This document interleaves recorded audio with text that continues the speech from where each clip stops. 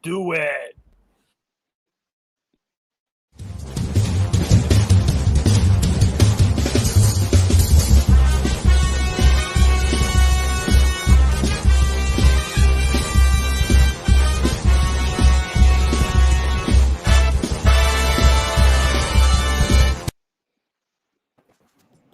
Good evening, Keepers of the Cash. Gary B, the Casual Comic Guy here, and as always, I'm joined by my co-host. We have Slotitup503. What's up? We have Nick's Kix and Comix. Hey, yo!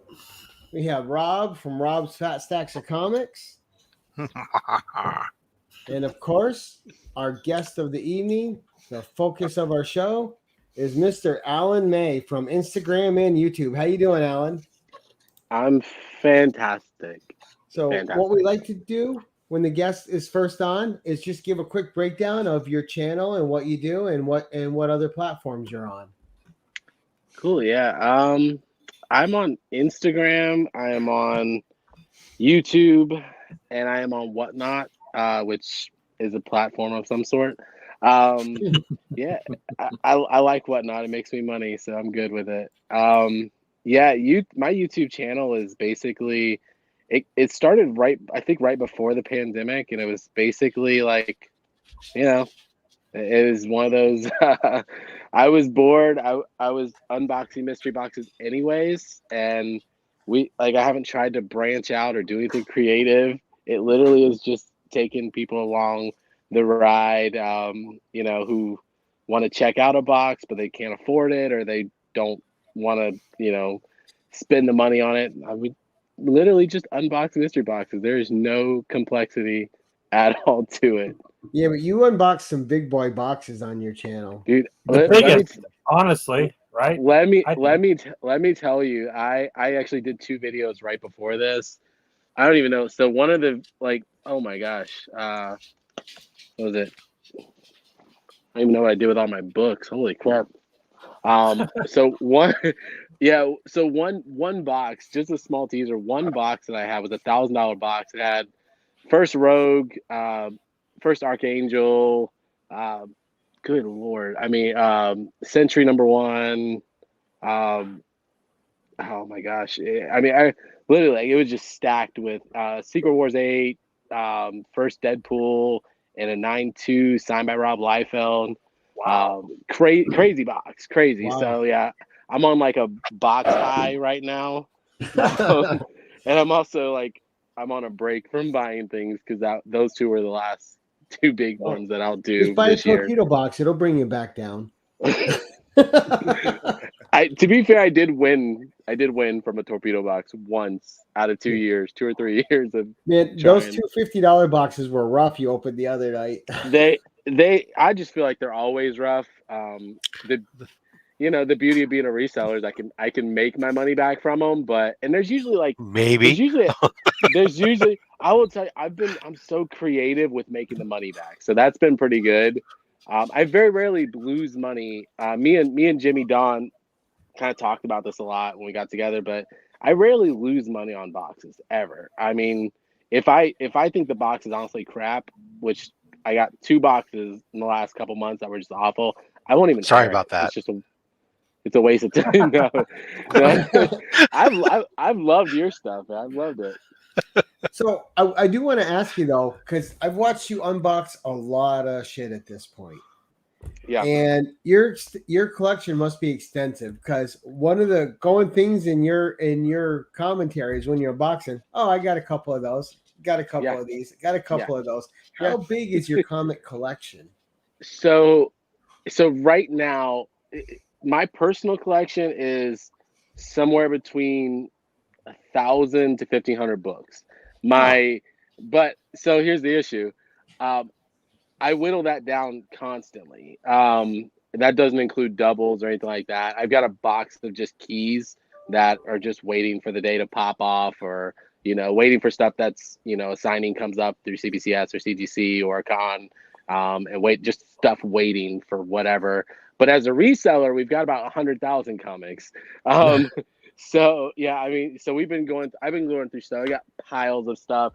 I got 2 short boxes here that I've been filling, like literally right next to me, that I've been filling for Whatnot auctions. So, I mean, that's kind of the cool thing about Whatnot is we've been able to clear out a lot that we couldn't clear out on eBay or something. So, you know, but I never did comic reselling. You know, I did the comic stuff personally, and I did the mystery boxes, and I did reselling of focused on media and toys and action figures and stuff. But I got a lot of interest in comic collections, and people kept selling them to me, so we kept buying. So we've done local shows, you know, where we've took a couple boxes out.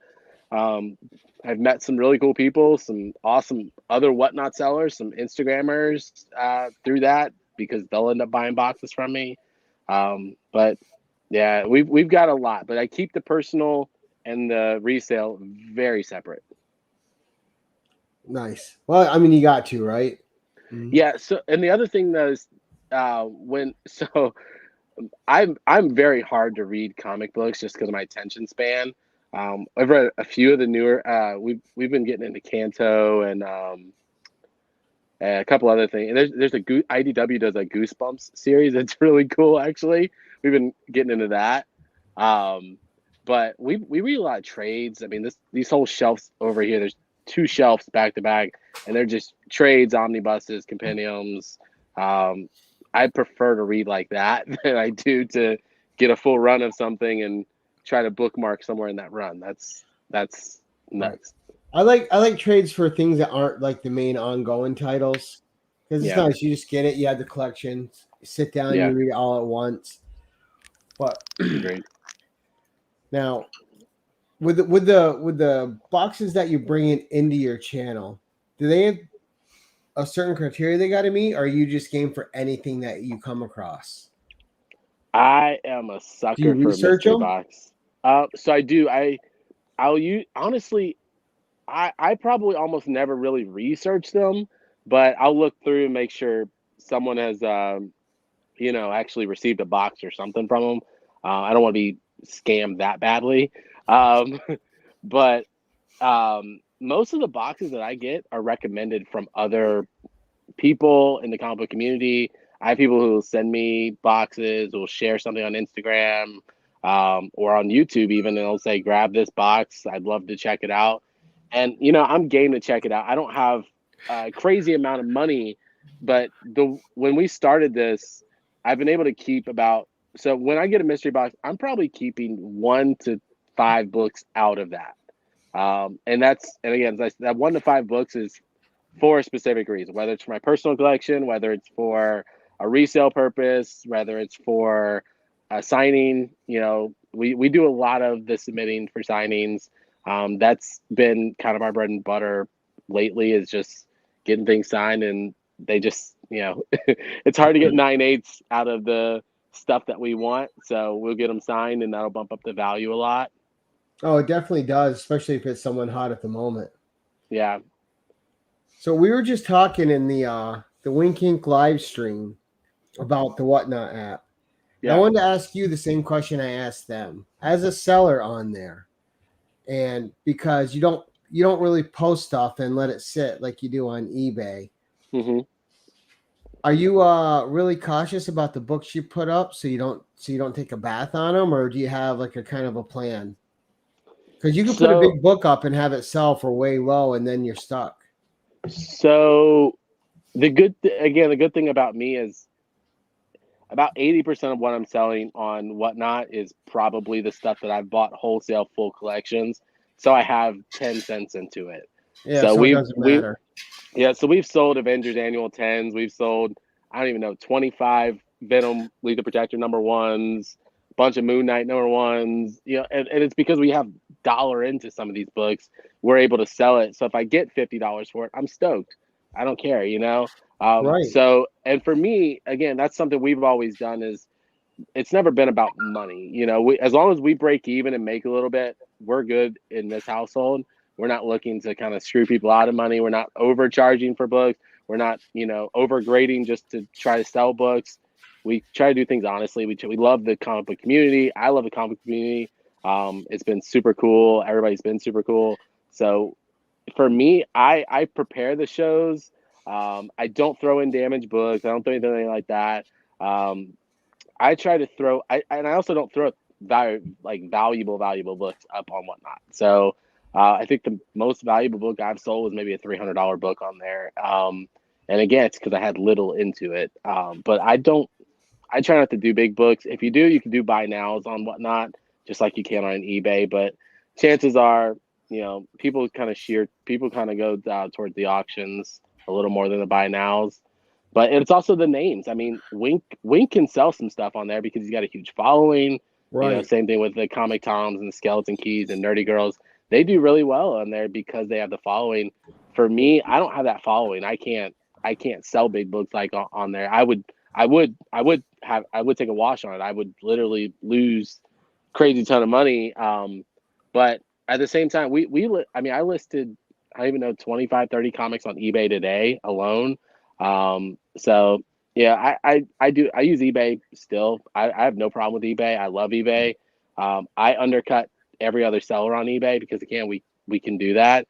So I try to get my books to sell within 24 to 48 hours on eBay. That's my goal, to price it at a price. Are you just Alan May on eBay so the audience knows? No, it's a weird name. It's Treasure. I'd have to send it. It's like Treasure Coast Picks 9 or something like that. Something that just rolls right off the tongue. If you send that link to me in Instagram, I'll come back and post it in this video so people can look up your shop. Yeah, let's do it. Yeah, we keep up with that more than anything. But Whatnot's been great for things like that Spider-Man booth variants that are $10 shipped on eBay. Like you can't make any money off of them. So Whatnot's been great for that though, because those kids go crazy for a Venom Virgin variant.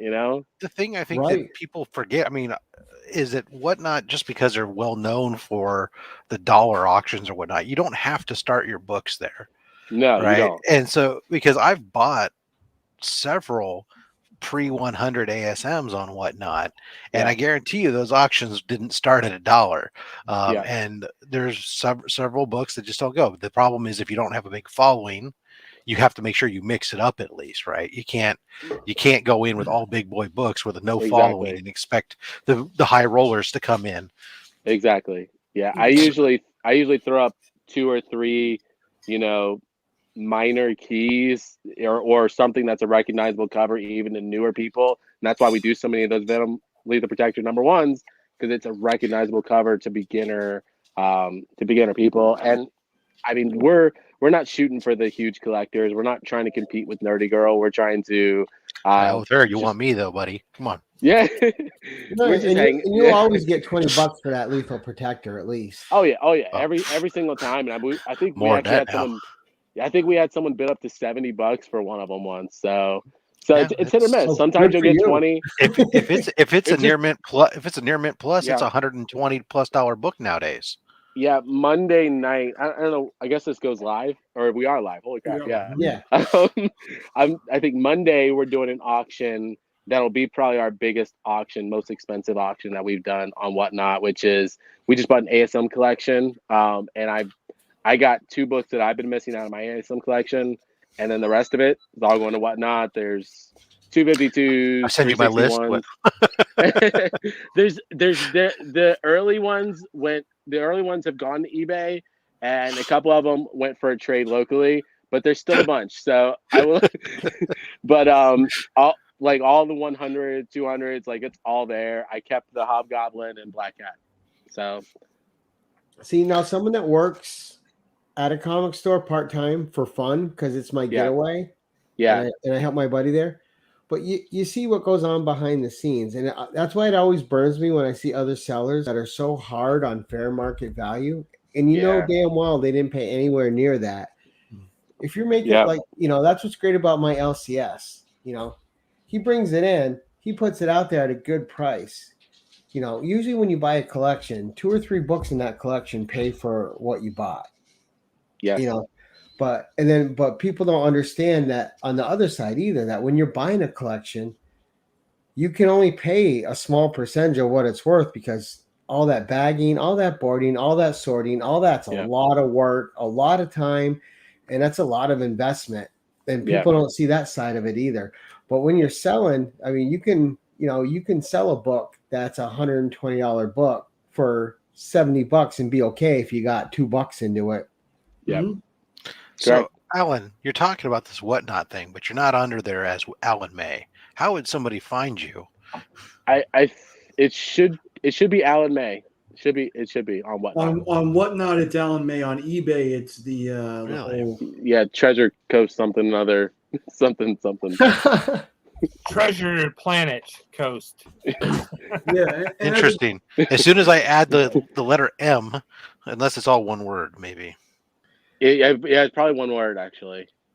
Yeah, that might be it. So let's talk about your record collection behind you. You're big into vinyl, huh? There you are. Yeah, okay. yeah. We actually just did a vinyl show on Whatnot last Saturday night as well. So that was really cool. Oh, you sell your vinyl too? That's not all just PC?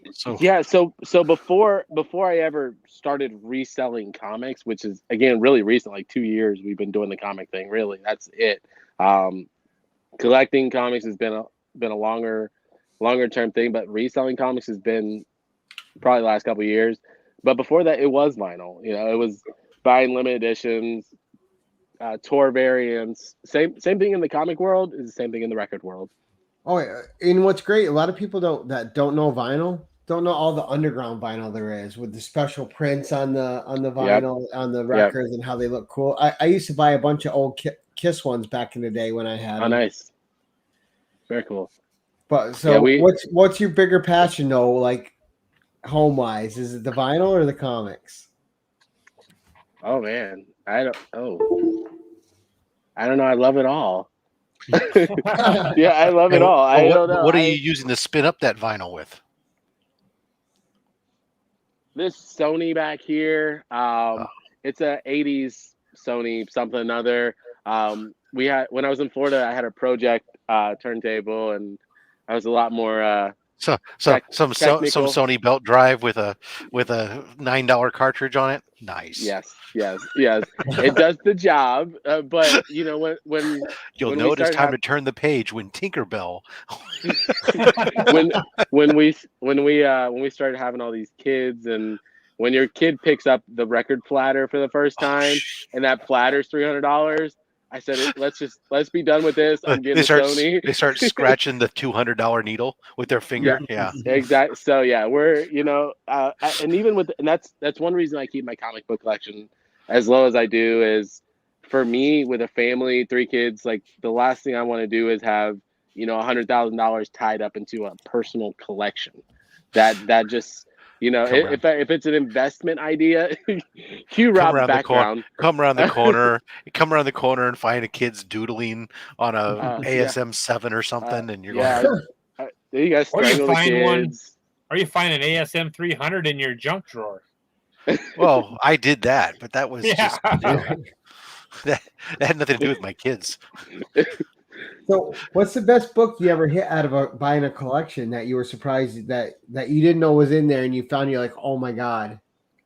Oh man, I don't know. I mean, it happens a lot. I got the first Captain Atom the other day. Wow. And again, stuff. So when we buy estate collections, there's really no telling what's in it. We'll bid on. I see that it's comics. I can kind of tell by, doing this for a while, just by covers, what's kind of in there. So yeah, it's kind of. We get ASM 361 is our most common book that we get out of a surprise. Like I've had probably 100 of them, literally. Wow. There's only about 750,000 of them out there. So yeah. Yeah, I wouldn't even know what the first man. Yeah, I don't know. We talked about it on the YouTube channel a while back. When the lady's brother died, and she sold me her brother's comic book collection for like $20. I had a Iron Man 1 in it, so I really, for $20, it had that, a Daredevil 5, some other stuff. So that was $20. So, but that was, out of the collections, I don't think we've ever hit, like a 6-figure book or anything like that out of a collection. But you easily find $500 books and things like that, but rarely will you find like an ASM 300 or something that because people knew the value of it. They didn't keep it with all those other books, and it's just we don't spend that type of money on collections. So when we buy collections, I probably never spent more than a couple $1,000s on a full collection. And we bought long box, truckfuls. So we don't spend that much at all. So this ASM collection that we have coming in was 150 books. And again, Hobgoblin, Black Cat, First Puma, First Carnage, all this stuff. And I have $100 into it, the whole thing. Nice. So that's, again, those auctions on Monday are going to start at $1 for, and there's high grade stuff. So I was actually taking stuff out of my ASM collection and kind of moving things back and forth. Yeah, because I do. Well, that's one of the cool things I like about the mystery boxes. I'm able to swap out newsstands and good, better grades. And I'm all about upgrading. I have probably about 3 collections I'm super anal about. And other than that, we have fun with it. But nothing crazy. Like, no, we're not finding Action Comics like single digits or anything. Like, we're not finding a Batman 1. It's just nothing. Like yeah, go ahead. No, go finish your train of thought. I'm sorry. There's a guy in Kentucky. They have a huge show, and they do Elite Comics and all that stuff as well. But they buy collections out of barns all the time, and they're the dudes who find all that stuff. But they're paying $10,000 for a barn collection, and they find the Hulk 181s and Amazing Fantasies all the time, and I envy that. I really do. Wait for that day that you find that amazing fantasy in there. Well, all I really gotta do is find them. So that's a joke. Yeah. So you have a small that's your PC in there. What is your jam? Like, what's the one character that's like above all else? Because they've got a couple that they really like, but there's usually one character that calls to them just a little bit more than everybody else. Who's that for you? So right now my main collection is an X-Men collection. I love mutants in general. I love the idea of X-Men. I was born in the 80s. I grew up 90s. So for me, it was never Avengers. It was never anything like that. It wasn't Hulk. It was always X-Men and Ninja Turtles. So those are the 2 big ones for me. I love Moon Knight. Moon Knight's been getting up there in my collection. A lot of focus on some Moon Knight right now. Focusing on a lot of early Avengers too, Black Knight and stuff like that. So which X-Men is on that? You're taking your little quick team of 5 guys to the field. What are your 5 X-Men you're taking with you there, Alan? It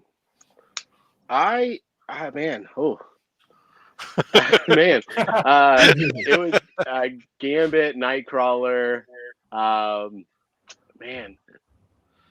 have to be Wolverine. Good Lord, that's rough. I mean, you can't go anywhere without Xavier.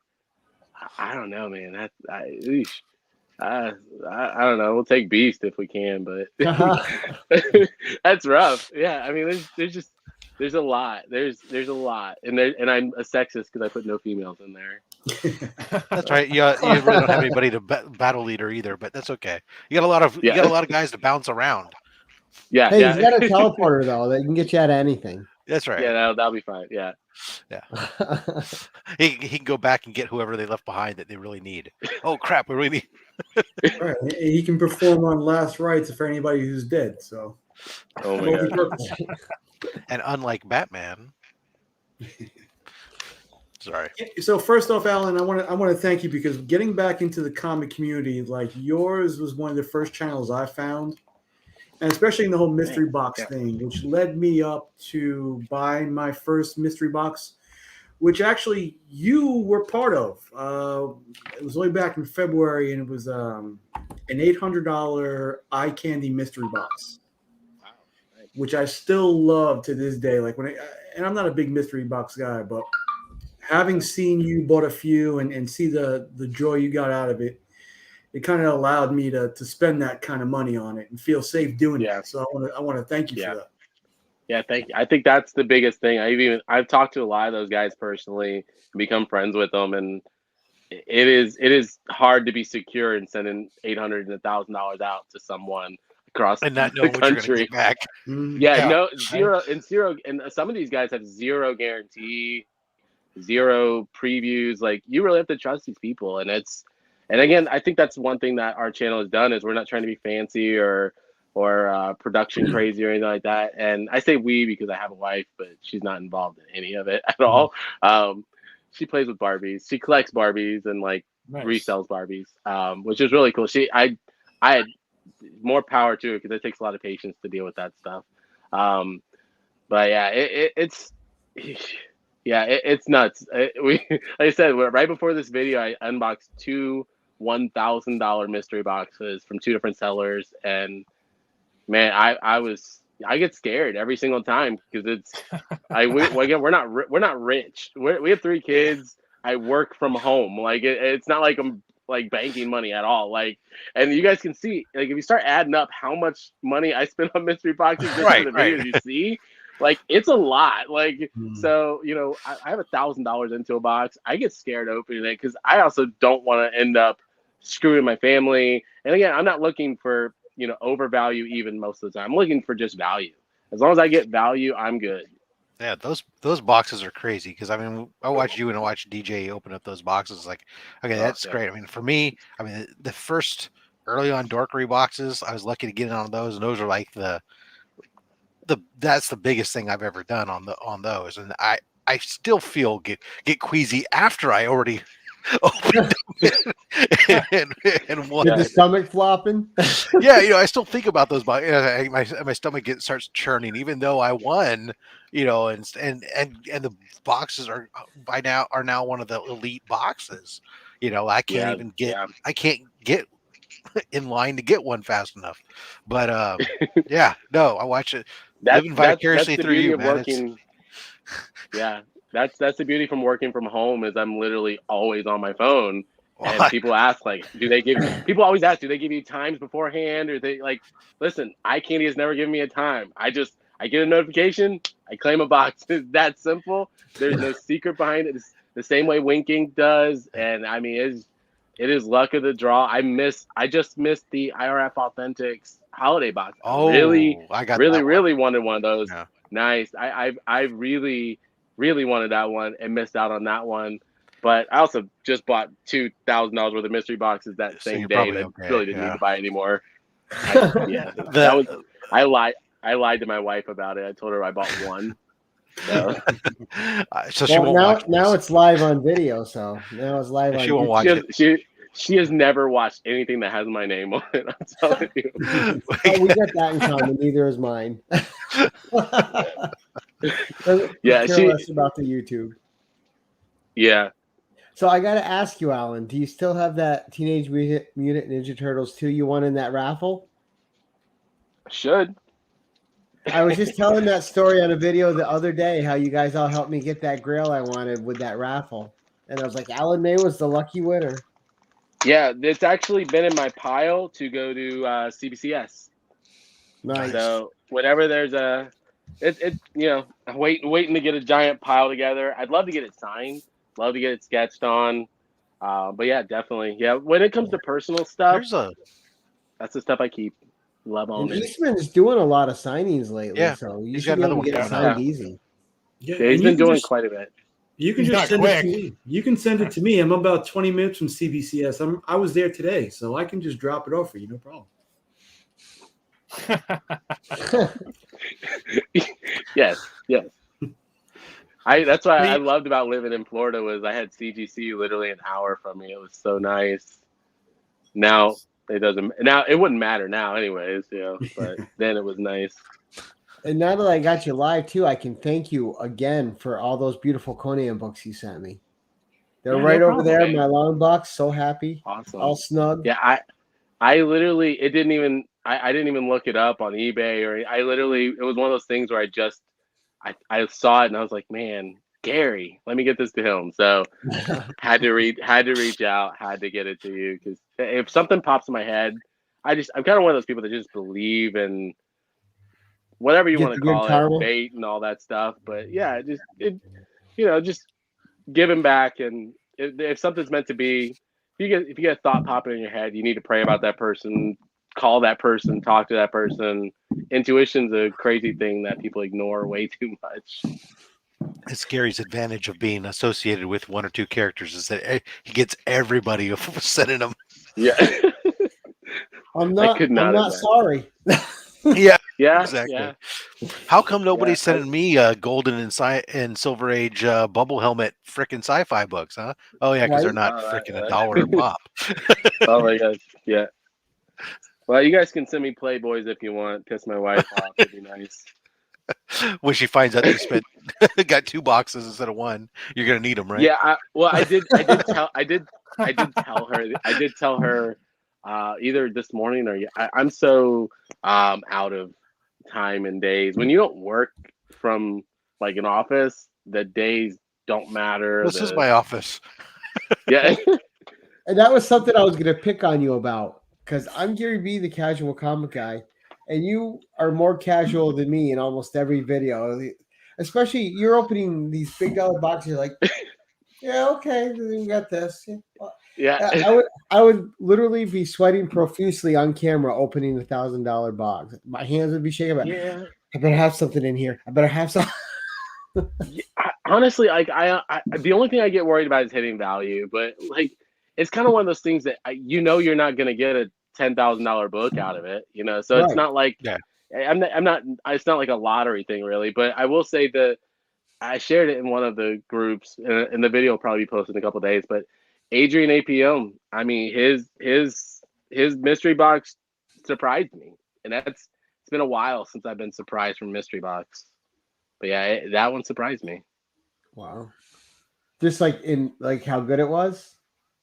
Or how good it was, the contents. I mean, I don't want to spoil it, but there was a 1944 slab in there, wow. And you don't get that out of a mystery box. Like, and the slab was more than the box alone, and the books, the raw books were great. So it was. And watching people open his boxes is fun because they always do have a lot of value. Oh, we're losing people. Yeah. What's going on? Oh, Nick has to go get his wife because got car trouble.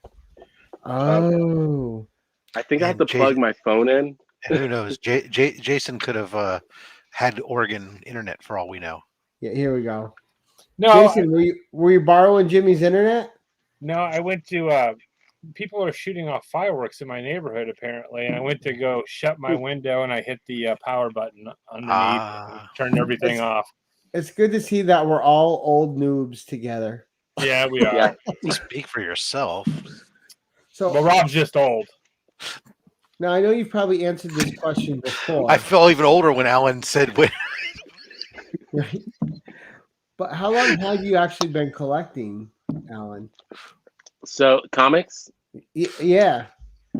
So comics, I mean, it's been kind of, so I've always been a pack rat. So I was getting comics in the mid 90s, and I was getting them out of they would have these little toys, like the Spawn toys, the X-Men toys would have the comic in the back. Yep. I think Valiant did a lot of those as well, where they had the comic and then like a card pack in there. It's just this big old thing. So I would buy a lot of those. Out without cutting the comic. Yeah, without cutting the comic. Yeah. In the 90s when comics were scarce. Yeah. Right? See, you make me feel old because I was collecting. I was getting comics as a kid in the 70s. Oh wow! Good lord! Yeah. None of us were even born in the 70s. Because I was not born. Maybe just born. Maybe just born. Gary was actually Gary's the old one. Yeah, it's buying comics in the 70s, Gary. It's been a journey. Yeah, you get allowance. You spend your allowance money on comics. Wow. I wasn't old enough to get allowance. Never spent my allowance on comics. Some of us are old enough to have seen Star Wars at the drive-in theater. Come on, with the metal box hanging on the window where it belonged. That's good. Now I feel younger. Thank you, too. It's crazy how I think the 90s were ancient. Wow. Well, I'm but that's so crazy sorry, though, guys. because the 90s are still 30 years ago. It's nuts. It just doesn't. It It pains doesn't me when I feel start thinking like about how that, long. When people say like, "Oh yeah, Metallica's been." Yeah. Okay. Yeah, everything's relative though, because there goes Joe. Yeah, Yeah, he was working in the 70s. that's right. Joe just did that whole dropped that all those ASMs, and he's yeah, I paid 60 cents for. So you collect toys I mean, too, the Alan? 90s was cool because we had. I do. It's hard because I'd say I don't collect toys, but I also don't collect Funko Pops, and it just it happens. I do collect toys. I collect. It's kind of like the Funko Pops. Like I literally just collect what I like. So I got like a couple Moon Knight, Marvel Legends figures, and some early Spidey figures. I have some 1955 Spider-Man figures. Oh, nice. Some cool stuff. So I mean, it just if I like it, I keep it. I don't really go out and grab stuff randomly. I got a pretty cool Spawn figure from you still. There's one toy I've been seeking. Do you have the Evel Knievel stunt cycle? No, but I do have a bunch of Evel Knievel #1 comics. I don't care about that. Damn it! I want the damn stunt cycle. You guys, everyone talks about Turok 1 and all this stuff, dude. I've got hundreds of copies of Turok 1. It sucks. I've got a whole box of Superman 500s, like full long box of this crap. So I have stuff, and I get rid of it one book at a time in my antique booth. It sucks. Well, I saw you were doing a bunch of stuff on. I was in one of your whatnots, I think it was, and got a couple of books off you. It goes over $5, you get a free book. Yeah, I was get rid of a bunch of that stuff you're never going to sell anyways. Yeah, other than taking it to the kids shelter or something. Exactly. Yeah, and we donated books a lot.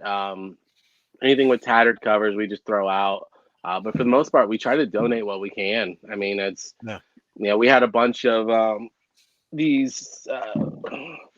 We actually got these donated to us in Florida, but Miles Morales, and that's gonna be hard to see, but Miles Morales books, and they're like Scholastic books, Captain Marvel. Yeah. And I think we got maybe 100 of those, and I kept a couple, and we ended up donating them for a Christmas program, so kids could actually, read. And again, no big whoop on our part because we didn't do anything other than arrange it.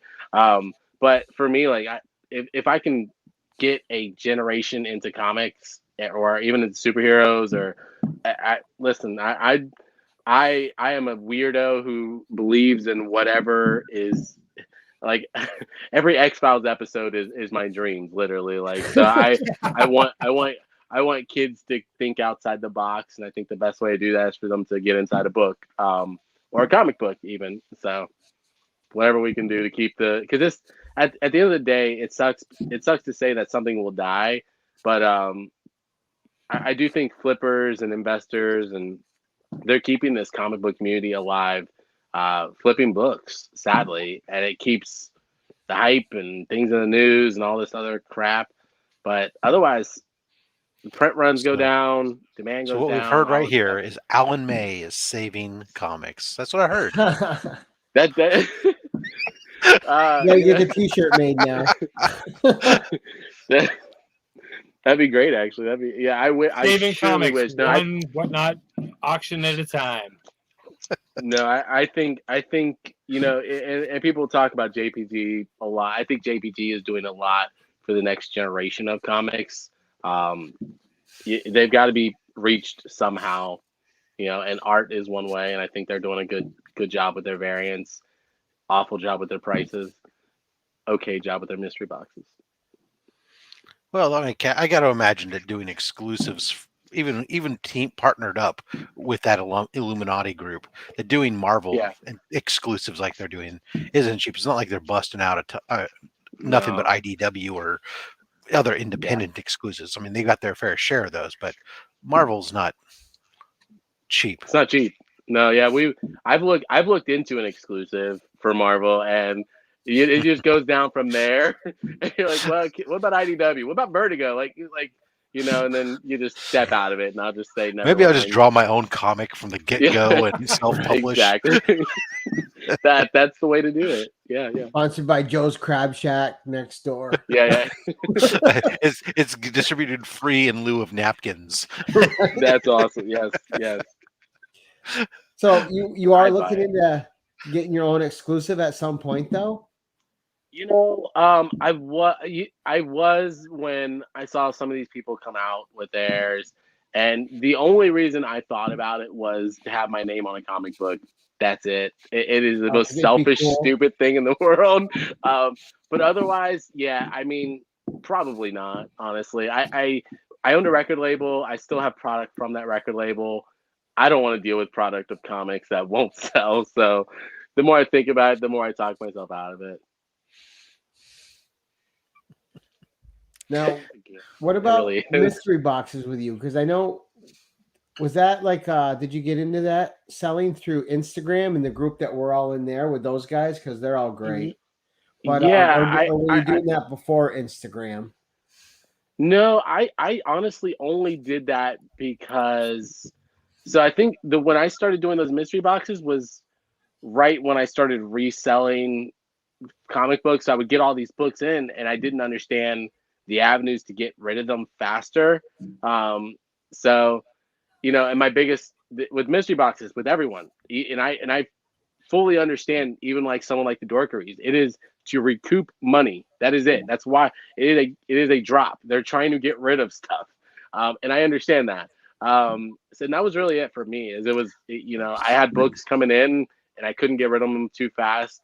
So we've learned from that. So I take one quick skim of the books when they come in now, and I grab my 2-3 books that I know I'm going to make my money back on. That gets our money back for the collection. Everything else sits, and then piece by piece, we start to organize it into the bigger stuff. But yeah, I probably will never do another mystery box. They gave me anxiety to curate them. They gave me anxiety to watch them. I did one. That was it. Yeah, it's a lot. It's a lot of work and a lot of you have more to prove to do that. And and honestly, but we also sell thousands of items in this house weekly and monthly. Like we're not hurting to try to list things and get them sold. So at this point, I don't mind selling it one by one, which again I'm stoked with Whatnot. I think we just hit 17,000 auctions on Whatnot sold. Wow. And I haven't been on there that long, like really that long at all. And like I said, we have thousands and hundreds of thousands of books, literally. So it's nothing for us to do a 200 book auction or 100 book auction. And we've done full runs. So that 1,700 doesn't account for the full run. We did a full 2099 night where we did Spider-Man 2099, Ravage, Doom, all that stuff, X-Men, and we did full runs of them and just auctioned them off starting at $1, And Rob bought them all, didn't he? I didn't know. I think that was before Rob was there, actually. I got a Deadpool 2099 off of them, but that was like it. I didn't know you were doing like. Yeah, that was a while back. Shit, Alan could have saved himself a lot of time. He probably could have just PM'd me and said, "Rob, I got this entire run of this 2099 shit. Fucking here's my price." And I probably done. I don't ever want to make Whatnot kids feel like they're like stupid or anything, because it's just a different generation. But they love foil covers, so I throw the foil covers up there all the time. So I don't even. Yeah, it's funny because they're not worth anything. Any of those 90s foils anymore. I just number. No, I just do the foil covers and the hollow covers. Okay, there's. Yep. You're back. Yep. You're back. Yeah, you were gone for a second. Okay, that's how I like it. There you go, Rob, the cover collector. That's right. Rob 2099 is my jam, yo. 2099. I love the books. I love the 2099. I was all excited. I'm looking at the C2E2 list. I realized one of the people is going to be in the group's did some work on some 2099s. I'm going, okay, I'm going to have to pull that 21 out and get that one, get my Ravage #1 signed. Yeah. Nice. Well, the question is, do I get the newsstand signed or the directed? Oh, I love it. Oh man, I love it. There's not a 2099 foil cover that I don't have multiples of. Well, it's funny. Everybody does love those foils, but they're not like it's something you love for the love of the comic. You know. Yeah. It's they're gimmicky and everything else, but I mean, So that's what I like about them. People get them because they just have a genuine love for them. It's just nostalgia because it was so heavy in the '90s and that foil age, as we were trying to coin it. And then the die cuts, the prismatics. But damn, you know, they're also make it extra difficult when you're trying to chase. If you're trying to chase those 9/8s, they become more and more elusive because those things just don't take a ding. They don't press out. So you get a nick in it. That's it. Foils and polybags in the 90s. Yeah. Well, Taylor's right there. Store variants are the new foils. Yeah, that is pretty much. That's hard. Yeah. Now, with your personal collection, are you a completionist, Alan, or do you have just like bits and parts of things? Like, I want this run from this number to this number, or do you want the whole run? I want the whole run. So when it comes to three different, so I have almost a full X-Men run. It's missing 5 books, 6 books maybe. I have a almost complete ASM, which I'm giving up on at this point because it's never going to happen with number one.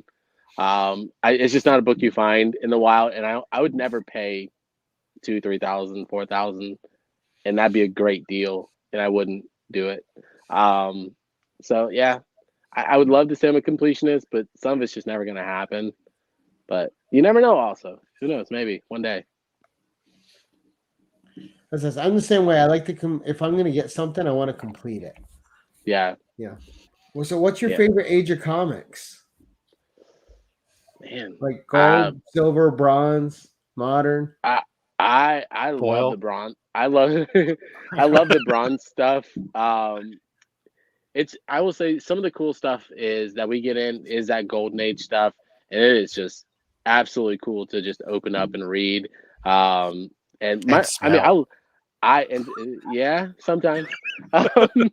I will say smells relative because some of these collections unbagged in a garage or something forever. The raccoons and the you might get mold and rabies all in one. I don't. Yeah, you're reading books in a hazmat suit, huh? Yeah, exactly. Yeah, but I've talked about it before, but some of my favorite thing is just looking at ads from that golden age period. It's just one of my favorite things to do. It's super cool, so much nostalgic. The old letters pages too. Yeah. Oh yeah. Very, very cool. I love the horror stuff from Golden Bronze Age. That's been fun. I don't really think I have a favorite period, but if I did, probably Bronze Age stuff. But I don't really, I do love the early 2000s, the 90s stuff. Been reading a lot of that, a lot of Spawn, stuff like that. Weird, just stuff. And I'm not a Spawn guy. It's all right. The story's okay to me. I don't really. I even when Spawn came out with the HBO stuff, I never got the hype. I get it. I'm with you. Spawn has never done a thing for me. But I think Spawn was the Deadpool of the 90s, and people like that shit. And can we say shit on here? Yep. Oh yeah. No, we can't say shit like that. That shit doesn't thought he's go. A great looking character, and he's a cool character. I just never cared for the world around him at all. Oh, I love the character in general, but same thing. I totally agree. I love the character. I love the McFarlane art is absolutely gorgeous. Yeah. I love that first 30 covers and all those ASM homages that he did. I love them. I think the covers are some of my favorite covers out there. The Greg Capullo covers are great. I just never really fell in love with it, but I do like to read it every now and then. I've been doing a lot of the graphic novels and the trades that I try to read those because again it's easier to stick a bookmark in them. But I read Spawn Godslayer the other day. That was cool. I really don't have a favorite of anything. They all have their very unique styles to them. I mean, the thing like that, the Bronze era is really interesting in that it's like the covers. It's like how much stuff could you cram on a cover? They have some of the busiest covers and with the most word balloons and the most little things going on there that you can study a Bronze Age cover for a day and a half and still find new stuff squirreled away. Whereas like Golden Age, a lot of times it's pretty basic and pretty simple, but still beautiful and gorgeous. I will say I do love the art from the Copper period, which I feel like that's when the reds and the yellows were just popping all the time. I love that era. Love the covers. Daredevil stuff in that era is just gorgeous. But yeah, I mean, again, no real favorites. I love art. I love the stories. All right. Now, what I really want to know is Rob's question. Rob, ask him your staple question because I'm curious with him. All right. DC and Marvel, they each come to you. They say, Alan, we have a problem. Our product sucks. We need you to save our product. But you only have time because you're a dad and you got kids, you got other things to do. You can't fix both their problems. So you can only fix one character from Marvel or DC that you're going to tackle to fix. And what would you do to try to fix that character? Or what would you change about what's going on in that book? Oh, gosh. Man. I'm gonna stay away from DC because I will offend a lot of people. So you're just gonna fix DC? Your whole universe sucks. Stop blowing it up. Got it. Fair enough. Man, that's rough to fix it. I don't know, man. I would love, man. I think neutering Wolverine would be a small one. Let's start there. I don't know. I feel like one thing's hard. It's hard. I can't imagine one character. What character do you think just needs a major change in direction or in their book or with them? Well, I mean, I hate the direction Batman has gone in. And I've actually loved some. I've loved some of the newer Batman stuff, but I've hated the direction of Batman. I grew up Batman and loving Batman. When it came to the 90s and then the Forever Evil, I people love it and I just never got it. I really didn't. I don't know. I read 1 through the New 52 1 through 4 the other day. And that was the first time I'd read that series. It was okay. I didn't get the hype of it. Everyone's always New 52 this. It was okay. The New 52 Batman, well, the first half of it was pretty damn good. Yeah. Now, are you reading anything modern now? Stray Dogs, was it Lucky Devils? Those Goosebumps books were probably the newest thing I bought, honestly. Those have good art in them too. They were cool. I was super. It was a nostalgia pickup for sure. That was something I really liked. There's been a few things. It's been weird. I did pick up a lot of the New 52 stuff, and I've been reading that. And I'm not a DC person, but I love DC characters, and that's the weird thing. Because I grew up with them, so I just read Red Hood New 52 series. I actually liked that one. Read Deadman series from New 52. I thought that was cool.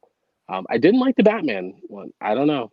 Red Hood and the Outlaws in the New 52 was pretty good. Yep. Yeah. That was the one. Yeah, him and Arsenal and Starfire or whatever. Yeah. So that was cool.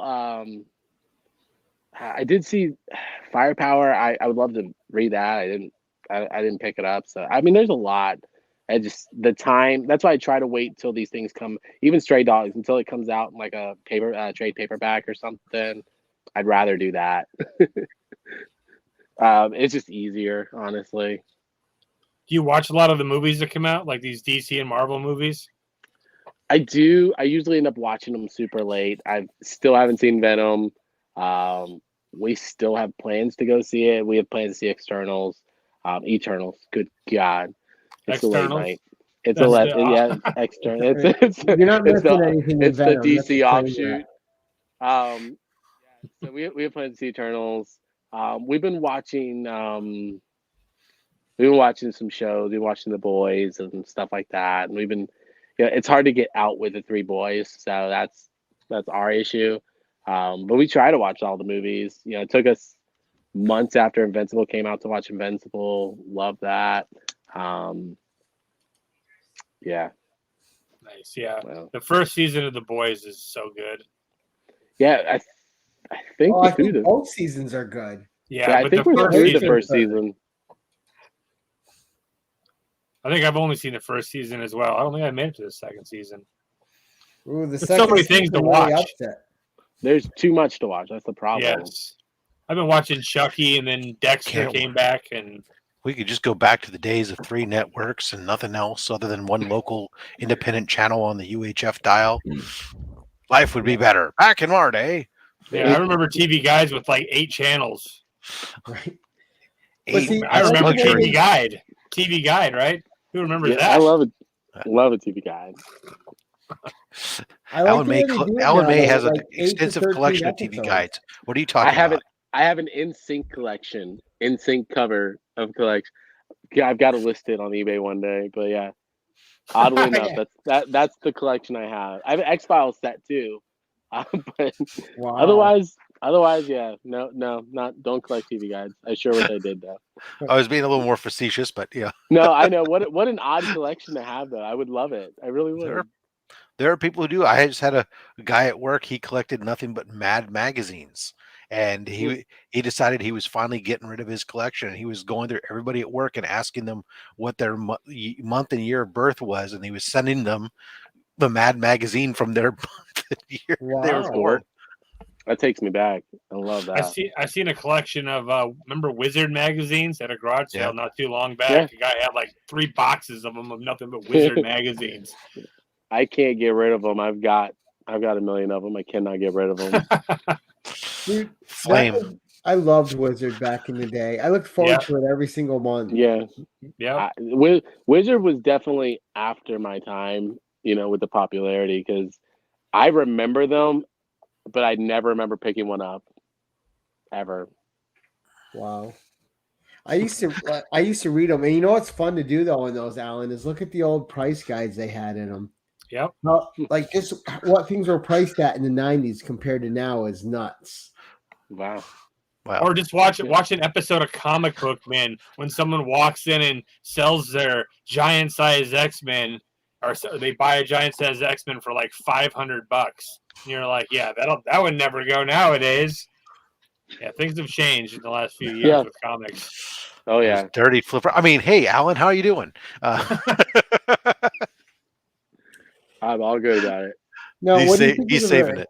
The comic book industry as a whole now, and it's how it's doing health wise. Like, because for me, I think comics are stronger than ever. Like, who saw a comeback like this with comic books?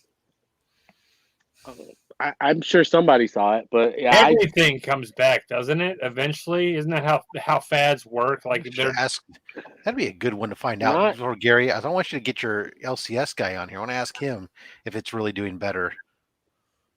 I think, you can look at just sales of books, and just from again, like Avengers Annual 10 2 years ago. $100 book. At the top at a 9.8. It's right. It's now what, $1,000 book in a 9.8, $1,500 book in 9.8. It's crazy. Yep. So books have definitely gone up. There's a market, but like I said, I think a lot of that has to do with spec people investing in comic books. I'm sure I wouldn't blame it on Comic Tom, but I think people like Comic Tom and just the information being readily available, the key collector app and cover price, all these things that are, so not only do you have first appearances in your mind, you've also got origin stories, so people are grabbing second appearances, origins, all this other stuff. So it's driving every single The information key issue highway is wide open Yeah. now. So Yeah, I think it'll drop down for sure, but I don't think I never saw it coming at all. If I did, I would have saved a lot of books I sold. Yeah, there's definitely I think the fact of everybody being home and Yeah, having just spending extra time looking at stuff nothing on. to do. Yeah. I don't. That sounds interesting. I remember that. That sounds. Let me go spend some money here. And now you've also got the proliferation. I was talking about this earlier with Remy. The idea has spread more and more of this idea of low grades better than no grade. And as the top end had gone, so many people buying down at the low end now. Yeah. You have really the middle is the soft area. The prices are getting pushed up from the bottom and pulled up from those super high end books, but it's there's no cheap low end on a lot of this stuff. Yep. It's pretty crazy.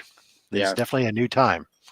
It is. Our age want their nostalgia back. Everybody wants their stuff back. They're getting a little bit older. They're getting more better. money. Exactly. They're getting grown people money, and they're like, hey, remember those books we used to have or those toys we used to have? Let's find them. Oh, they cost $1,000. Buy it. It's. And then the divorce. The kid can go to community college. Yeah, the divorce rate is gonna skyrocket with that as well. So it's just gonna be a bad cycle. Let's hope you're wrong on that one too. Yeah. The first thing I did was start completing runs. Yeah. I'm like, I always wanted the old ROM run because you can't get ROM in trade paperback because Hasbro has a license, so they can't reprint the stories. So you either have the books or you don't. It's the same with like the Micronauts and all those other things. Those neat little books that you either have the runs or you're not reading it again. Yeah. Micronauts was fun. That's cool. Okay. I don't know. So as we start wrapping this up, I just want to had this written down because I want to know your taste on this because everybody has a different favorite writer and favorite artist. So who are your favorite writer and artist in comics? It can be from any time. Just who is it you can always pick up a book with their art or their writing and just enjoy it? Man, everyone's gonna kill me on this. For art right now, I have never bought original art at an auction price, but I recently bought 2 pieces from David Mack. Love David Mack art. He got to meet him at Comic-Con. I thought, love his stuff. It's cool. I love Kabuki. Love the Daredevil run. That was a spur of the moment choice that I do not regret at all. Love his stuff. As for writer, I don't know. There's probably nobody right now that I would say that I'm in love with the writing that I would go out and just grab everything they do. Who was the dude that did Sweet Tooth? Was Jeff Lemire? Jeff Lemire. Yeah, he's done a couple different things, and I've liked his stuff, but that can't really think of anybody that would like that. I'd have to go out and pick it up. I'd probably pick up something more for art because of a name than I would the writer at this point. And I think the people having favorite writers is definitely a this generation thing. Like I've always liked Roy Thomas and Bill Mantlo are 2 of my favorite writers, but I think most people up until now never even looked at who the writer of the book was. I think they just looked at the art and made their decision that way. Yeah, I was definitely more of an art guy, when you saw Art Adams. I love art in general. At this point, probably nobody that I would stand out and say, oh, they're releasing this book, I got to grab it. Yeah. So as an artist, do you have a favorite cover? Oh, man. I don't know. Where did I put it? Daredevil 9. That I don't know where all this stuff is. Yeah, I mean, that's probably my favorite cover. I love. Also, love a fairly cover. modern book too. Yeah, I honestly, that's one of the few covers that I've got. So I actually just bought some more copies of that. Yeah, love that book, love that cover, love that run. I mean, love that. But yeah, that's probably, if I had to say my absolute favorite cover, that's probably it. I love the Frank Miller Daredevil stuff. Yeah, those covers again, those blues and those yellows and those reds that. I mean, I love those. I love that run. Love that Wolverine run as well. But nothing. Honestly, probably not a favorite cover. Honestly, that if anything, that Daredevil 9 will probably be it. That'd be my favorite cover. You got everybody saying Daredevil 10's better. Daredevil 10's I got 10. I don't think so, but Nice. That's a good cover, though. Again, a nice matte cover. love it. Yeah, I love it. I love it. Yeah, the colors there, everything's there. I love it. It almost has texture to it, which is a really cool look for that cover. Yeah, I think, and that's why I navigated to Kabuki, was because of the watercolor look to it, and it just reminds me of, I don't know, calmness or something. I actually dig it. See, Gary, he's definitely more casual than you. I said he out casual the casual guy. I wish I smoked a lot more weed, because I don't know, it might mellow me even more out. I don't know. But yeah. No, I'm very, very chill. Edibles. Yeah. Edibles. I don't trust it. I'm so bad. I barely. I get so anxious. You're gonna eat a pound of gummies and then have a problem. It's the 90s really messed me up, like the DARE campaigns and crap.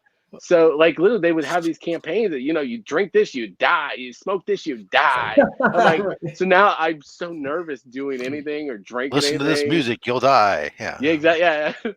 Thank you, Tipper. Yeah, play this video game, you'll turn into a mass murderer. Shut up. Yeah. Now, are you a gamer at all, Alan? Not in the sense of, no, not at all. No, I play weird stuff. I play like Sonic and Grand Theft Auto and some stuff like that. Toy Story. You say weird stuff, but that's the most popular stuff out there. Right? Well, I play it on a PS2, which probably makes it not very popular. PS2. But I don't really do the. I mean, that's probably one thing I love about me and even my wife, is we don't really go out on hype things. And that's the same way I am with books. I have a pull box. I grab my books. I keep my stuff sitting, and sooner or later I'll get to it. I have zero rush to do things. I do things even with the videos. I shoot videos when I have a chance. I'm in no rush. Never in a rush to release videos. I don't have a schedule. I don't schedule them to release. Everything's just chill. We are literally, if we upgrade to a PS4, do you have a 5 now? Is that a thing? Yeah, the 5 is out. Oh shit, yeah. So someone buys us a 5, we're gonna get there one day, but we'll stick with the 2s and the 3s for now. I'm gonna have to take the casual out of my name and give it to Alan. Yeah, Gary, we can get bad box on eBay. The casual's out the door. Right. My life's motto used to be, it's not that big of a deal. Oh, yeah. It's weird. You got me? No. Yep. Yeah, we got you. No, I was saying in the comments. You're good. Oh. Yeah. Thank you, dude. That was awesome. Before we're sign off. What other things? Because you look like, looking in your background, you look like you kind of have a hoarder's mentality too. Is like hoarding stuff a problem for you? Do you have to like constantly tell yourself, "All right, it's time to move some of this"? Yeah, Yeah, of course. Yeah, no, this is There we yeah, go. well, because we buy collections, and you know, it's toy collections, comic collections. I mean, Jason, I've got a Batmobile from the '90s that is, I don't even know, maybe 2 feet long, maybe a foot Nice. high, and just I have no idea what to do with half this stuff. Just That's so just yeah. yeah, Where to put it? it's That's the thing. that's the problem. So a lot of this stuff I end up keeping because I don't want to get rid of it. I do like this stuff, so I definitely have a hard time getting rid of stuff. We've started purging a lot more to get rid of stuff because it gets bad and it just piles up, and but the problem is I bring in collections 2-3 times a week, so it's So a do you lot. have any wall that's actually exposed? No, no, but I can't touch drywall. but I've got IRA music plaques. I've got we've got Spawn and McFarlane signed art over that way. Bunch of stuff. So yeah, there's a lot more than just. Man, there's a lot of junk. It sucks. It really does. And On the upside, you don't have to paint. Yeah, that's it. We have. I mean, the problem is right now that we have original art and signed prints up the wazoo.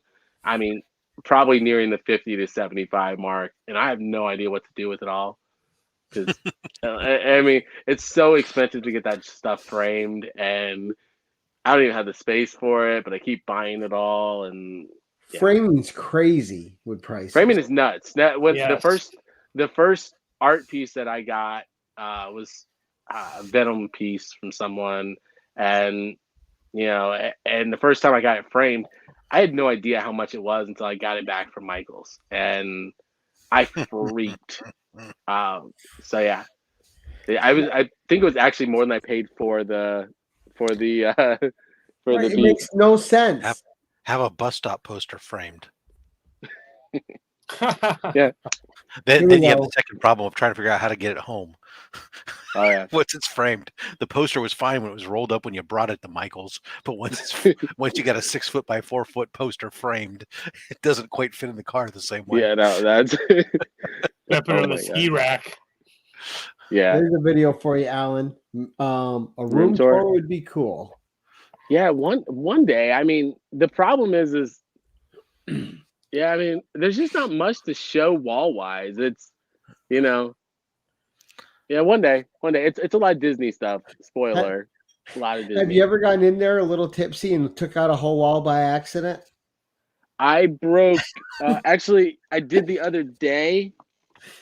I broke the heads off of my my Simpsons figure here. Patty and Selma. I was a little drunk. So yeah, but yeah, it happens all the time. There's just, and then with 3 boys, I think the 2-year-old took some I think 70s Spider-Man stuff and ripped the heads off of them. So those were going to be for sale. Now they're not.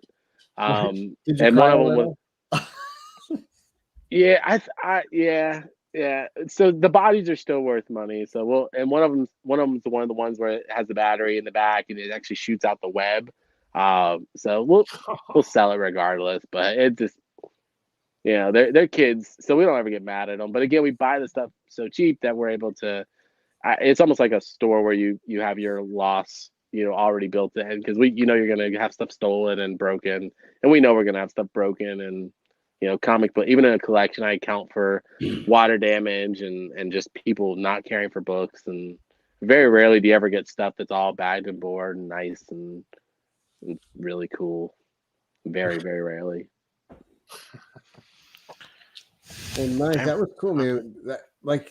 It was really cool learning about you buying the collections and getting them and doing all that. But we've been going for an hour and 15. We're going to start wrapping it up. Cool. I don't know if the other 2 gentlemen had any last questions or if they were good. Sure. Alan, somebody wants to get a mystery box. but they want to spend less than $200. What's a good one that you've recently opened that you would steer them towards? I mean, I would. So Or for one, I you just, don't want to I say yeah, one I, name. would- I yeah, I would say just Instagram, because they have the when people put their personal names on things, they have a lot more to lose with a bad box. So they're usually putting value in there. Macho the Collector is great. Yeah, man, I got comics. If you can grab $100 eye candy box, grab it. They sell out in minutes, but they are always. I won $100 eye candy box, and he did a raffle with those $100 boxes, and I ended up getting like $300 or $400 worth of X-Men books. So it was Nice. absolutely fantastic box, fantastic for $100. I mean, it was fantastic. But yeah, I would. I mean, Instagram's just full of some really good people. I think Squatchy has his box coming out tomorrow. And if you love original art, Squatchy's box is usually about 100, 150, and he's, he puts the work in on those covers. and that's and honestly, yeah, I don't even look for value in those boxes, because a blank cover that well done is going to cost you 100, 150 anyways. And he does great stuff. So I've always supported Squatchy. I think I'm on a show with Squatchy and Comic Fu next week. So yeah, I like Squatchy. So I'll probably buy a box, but I'm also broke after those, $2,000 of boxes. So you're rating the kids' piggy bank. Yeah, that's it. He's got $20. I already tried to rate it. Yeah, I think honestly, Yeah Man Got Comics and Macho the Collector, both of those would do $100 box or $150 box really, really well. Yeah, cool. Yeah, man. I've sent out of the few boxes I've got from him, I've sent something in out of every box to get graded. Nice. Like I got something I really liked. Yeah, man's boxes are good. So are Adrian APM's. His was the first one I grabbed. I mean, that last one, and I wasn't even going to grab it because in my head, I thought it was going to be all Spider-Man booth variants because I know how much he buys. So I was literally judged him, and it was probably one of my favorite boxes I've ever gotten, honestly. Nice. Absolute favorite box. And not a Spider-Man booth variant at all. Not one. Well, he just got a lot more new comics from someone someone that we know.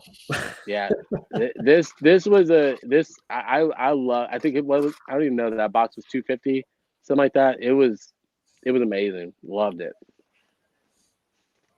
Nice. Very good. Jason, you got a last question? Make sure you get Gary the information for your eBay store because I will set up the link in this video for you. Yeah, that's what I was going to ask, actually. Make sure we get that eBay link, because I want to look at some of the toys that you're buying, because I've gone down this rabbit hole of, collecting older toys and stuff like that, especially G.I. Joes. So if Jason buys a toy from you, I just got some G.I. Joes, actually. I will not, no.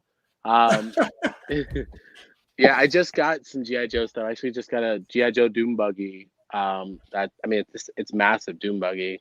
A bunch of other little figures. So G.I. Joe stuff's awesome. Rarely do we ever sell new inbox stuff on eBay that's, that vintagey. A lot of that stuff I'll throw in my antique booth because I can get $100 a figure in my antique booth for them. But on eBay, eBay's kind of hit or miss. Yeah. But yeah. And the collectors are kind of nerdier on eBay, so they want things. I don't know what. Since the grading's coming out and this resurgence of stuff, everybody wants everything mint, and it's just driving me nuts. I just bought a lot of G.I. Joes, 30 of them, and they were all complete. They didn't have the little cards or any of that extra stuff, but it was like $700, so they're not cheap. Yeah, we've sold original ones with all the weapons and stuff. And yeah, again, same thing, hundreds and hundreds. And we sold Power Ranger lots like crazy. We bought a Power Ranger collection, maybe 500 figures of Power Rangers in a giant tub. And I think we spent $25 on it and just lotted them up in lots of 10. Each lot was selling for $100. And I've still got a tub right in front of me of Power Ranger stuff. So it's fun. I mean, that's the only thing I will say. It's fun, but it's also that hoarder mentality of I like this and it's cool, that's my issue. So yeah, Yep. I mean, I got this Terminator figure the other day, this NECA Terminator. I can't let go of it. I love it. I love NECA. NECA stuff I love is it. so Yeah. fun. Yep. It is. It's an older NECA bobblehead, and I love it, man.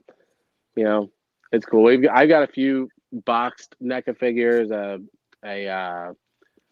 Freddy and a Leatherface, and yeah, I try to.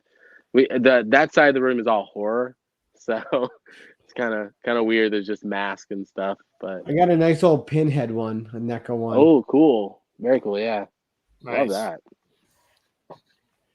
All right, so we're gonna start. So how we do it, Alan? We'll start with our goodbyes. Our guest gets the last goodbye, and then we sing ourselves out with an awkward ending. So, All right, Jason, what do you got going on, buddy?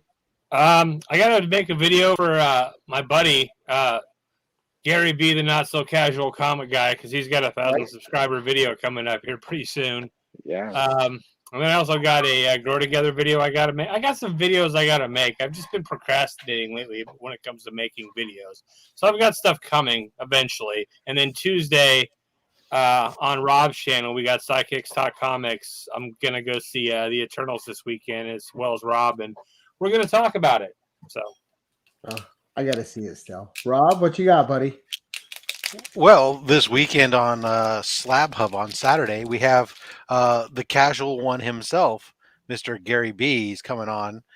He's going to make us have a Savage one. And then, of course, got the video that dropped out for the slab that we're giving away for the Gary B. Push for 1,000 subscriber giveaway. The Captain Marvel #1, the J. Scott Campbell exclusive there. Beautiful cover. And then Monday will be a Monday mail call. It's looking like, if I recall what's over there, there's some Silver Age Spidey. There might be a Golden Age book in there. There's going to be there. Oh, there's a a pretty darn good sized DC key in there from the Silver Age too. I'll just say that it's an old Brave and the Bold. Ooh, I love the old Brave and the Bolds, actually. has it got a starfish on the cover of it? It does not have a starfish on the cover. Although I opened up the robot one the other week, the second appearance of JLA. Nice. That was like 2 weeks ago, I think it was. I opened that one up. Yeah. Issue 39. I was wondering if maybe you got the first appearance after that.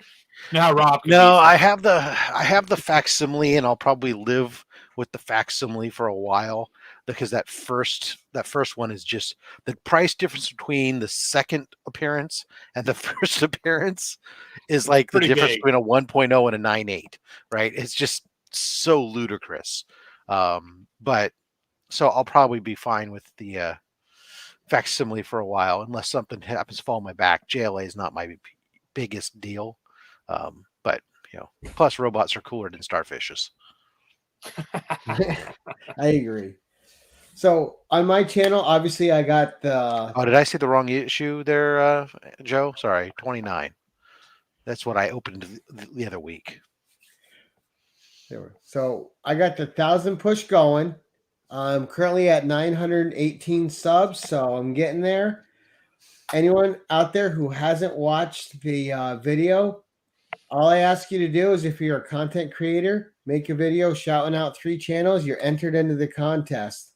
If you're just a commenter and you don't create content, all you got to do is shout 3 people out, add them on Instagram, and tag me in the post, and you're entered into the contest. Tons and tons of prizes for this 1,000 subscriber giveaway, including the slab that Rob showed you. Slotitup503 is donating a prize. Smalltown Collectibles gotten a prize. Night Tiger Comics is donating a prize. We have a lot of prizes from my area. We have Out of the Panel Comics, who's donated a trade paperback and a bunch of comic books. We have my LCS, which is donating one of their exclusive, The Chilling Adventures in Sorcery cover from Ken Wheaton. It's the store exclusive, Rhinos Comics first exclusive cover. And also a sketch cover that Ken Wheaton is doing himself for this giveaway. And if you guys don't know his sketch covers, they are pretty damn good. You're pretty small there to show off. Well, I didn't want to take the spotlight away from Alan. Yeah, but you're showing off. So that is a Linda Cutter Wonder Woman from Ken Wheaton. And of course a Conan and Baylet. So this guy's great, and his Chilling Adventures of Sorcery cover, the full color cover exclusive, is phenomenal. I don't know where I set it, so I can't show it real quick, but he is doing an Inhuman sketch cover for me, and I'll reveal the character when he's done, but it's pretty cool. But that's what's coming up on my channel. And Alan, what do you got coming up in yours? And you got any shout outs you want to do before we sign off? Oh man, yeah, I don't mean, my channel, again, it's not very sophisticated, so we probably have some unboxing videos. Yeah, I mean, I've know got at least two, right? Yeah, well, I've got about 50. I think I've like 15 or so pre-recorded. So I kind of try to rotate them, so some new one comes out, some old one, But yeah, I usually do a video every couple days. I'll be on Whatnot Mondays, or I'll be on Monday, Whatnot Saturday morning. I usually do a Saturday morning show. Monday night is a strictly ASM Spider-Man show. There'll be everything from Delato variants to Perillo variants down to 1960s and 70s, and all those great 90s and 80s keys. So I saw first Prowler. Again, first, it's gonna be crazy. It's gonna be a crazy night. All starting at $1. So we should have a preview for that up on Saturday, actually. So you'll be able to preview the books for the auction on Whatnot. You can actually bookmark the auction. We usually do a Whatnot auction twice a week, at least twice, sometimes 3 times.